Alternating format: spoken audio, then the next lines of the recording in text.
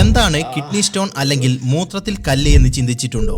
ലോകത്തിൽ ഇതുവരെ രേഖപ്പെടുത്തിയതിൽ വെച്ച് ഏറ്റവും വലിയ കിഡ്നി സ്റ്റോണിന് 1 കിലോയിലധികം ഭാരവും 17 സെന്റിമീറ്റർ ഡയമീറ്ററും ഉണ്ടായിരുന്നു.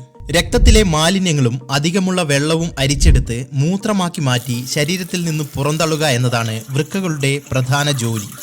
വൃക്കകൾ, യുറീറ്റേഴ്സ്, ബ്ലാഡർ, യുറീത്ര എന്നിവയിൽ രൂപപ്പെടുന്ന കട്ടിയുള്ള മാസ് ഓഫ് ക്രിസ്റ്റൽസിനെയാണ് മൂത്രത്തിലെ കല്ല് എന്ന് പറയുന്നത്. മൂത്രത്തിൽ calcium, sodium, potassium, oxalate, uric acid, phosphate എന്നിവ അടങ്ങിയിട്ടുണ്ട്. ഈ പാർട്ടിക്കിൾസിന്റെ അളവ് കൂടുമ്പോഴോ മൂത്രം കൂടുതൽ അസിഡിക് ആകുമ്പോഴോ ബേസിക് ആകുമ്പോഴോ ഇവ പരസ്പരം ഒട്ടിപ്പിടിച്ച് ക്രിസ്റ്റൽ രൂപത്തിലാകുന്നു. ഈ പ്രശ്നം പരിഹരിച്ചില്ലെങ്കിൽ ആഴ്ചകൾ അല്ലെങ്കിൽ മാസങ്ങൾ കൊണ്ട് ഇവ വളർന്ന് വലിയ കല്ലുകളായി മാറുന്നു. കല്ലുകൾ വൃക്കയിൽ നിന്ന് നീങ്ങാൻ തുടങ്ങുന്നതുവരെ പലപ്പോഴും നമ്മളിത് അറിയുകയില്ല.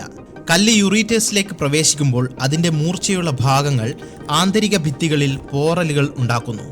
ഇത് അസഹനീയമായ വേദനയ്ക്ക് കാരണമാകുന്നു. കൂടാതെ മൂത്രത്തിലൂടെ രക്തം പോവുക, മൂത്രമൊഴിക്കുമ്പോൾ നീറ്റൽ അനുഭവപ്പെടുക, ഛർദി എന്നിവയും ഉണ്ടാകുന്നു. കല്ല് വലുതായി മൂത്രത്തിന്റെ ഫ്ലോ പൂർണ്ണമായും തടസ്സപ്പെടുത്തിയാൽ അത് അണുബാധയ്ക്കും വൃക്കകളുടെ നാശത്തിനും കാരണമായേക്കാം. എന്നാൽ മിക്കവാറും കല്ലുകൾ ഇത്ര ഗുരുതരമാകാറില്ല.